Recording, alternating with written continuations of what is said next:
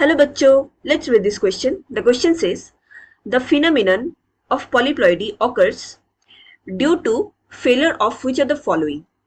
यहाँ पे क्वेश्चन में बता रहे कि पॉलीप्लॉइडी का फिनोमिनन ये किसके फेलर से पॉसिबल हो पाते हैं. Option A, segregation of chromatids during cell division cycle. B, pairing of chromatids during cell division cycle. C, cytokinesis after telophase stage of cell division. And D, cytokinesis after anaphase stage of cell division. So, to answer this question, let us understand the key concept of this question.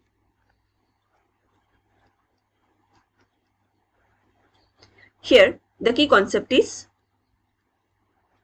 polyploidy. So, polyploidy क्या होते हैं? ये condition होते हैं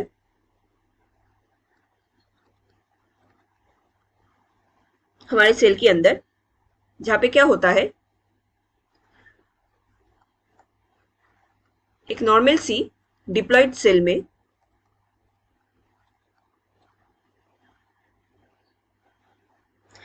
acquires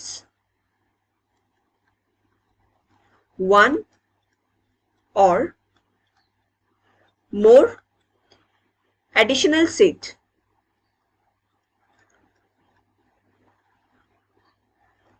of chromosomes. So, एक diploid normal diploid cell में जो normal set of chromosomes होना चाहिए था, उसके जगह पे कई एडिशनल सेट्स ऑफ क्रोमोसोम हमें देखने को मिलते हैं एंड इस कंडीशन को कहा जाता है पॉलीप्लॉइडी. पॉलीप्लॉइडी ये commonly seen in plants and fungi.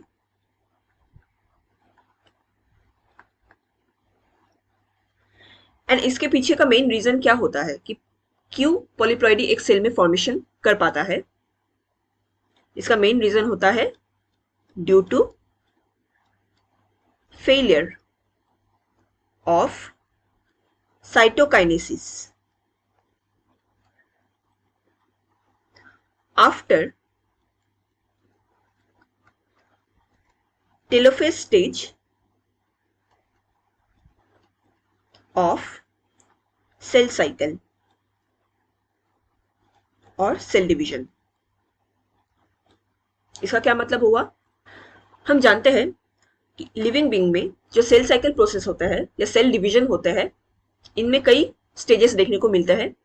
इनमें से हमें एक स्टेज देखने को मिलता है which is known as M phase. M phase में हमें 4 मेजर फेजेस देखने को मिलते हैं.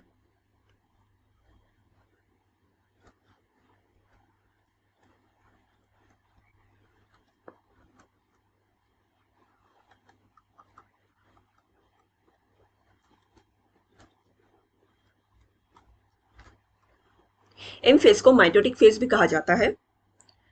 यहाँ पे हमें सिंपल माइटोटिक डिविजन्स देखने को मिलते हैं इस सेल डिवीजन प्रोसेस में. सो जो पहला फेज होता है it is called as prophase.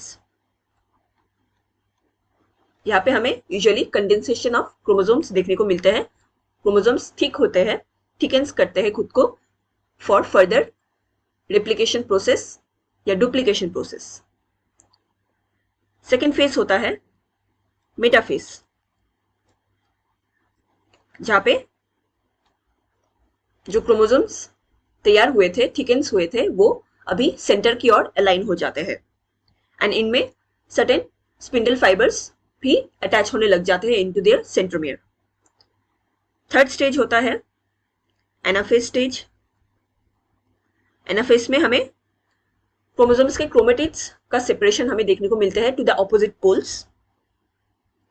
And जो फोर्थ फेज होता है इसे टेलोफेज कहा जाता है.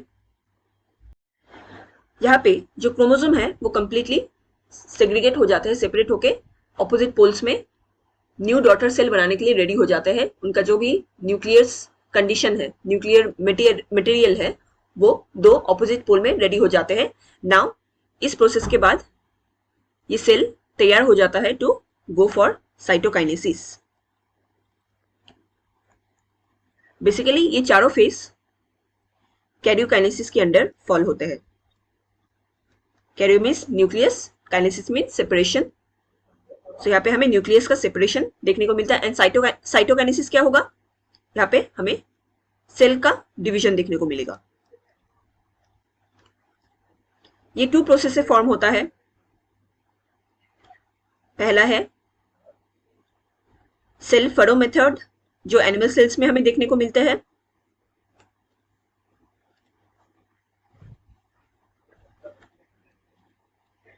एंड दूसरा है सेल प्लेट मेथड, जो हमें प्लांट सेल्स में देखने को मिलता है। इसके साथ साथ एक सर्टेन केमिकल भी प्रेजेंट होता है नोन एज कोल्चिसिन, जो इंड्यूस करते हैं पॉलीप्लॉइडी को इन प्लांट्स।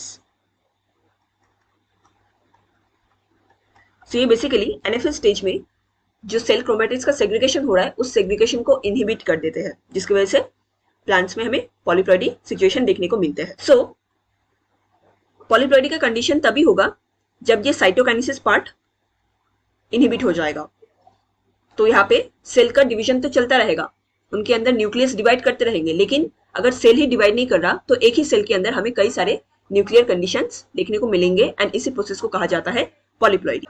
सो क्वेश्चन में पूछा गया था the phenomenon of polyploidy occurs due to failure of which of the following.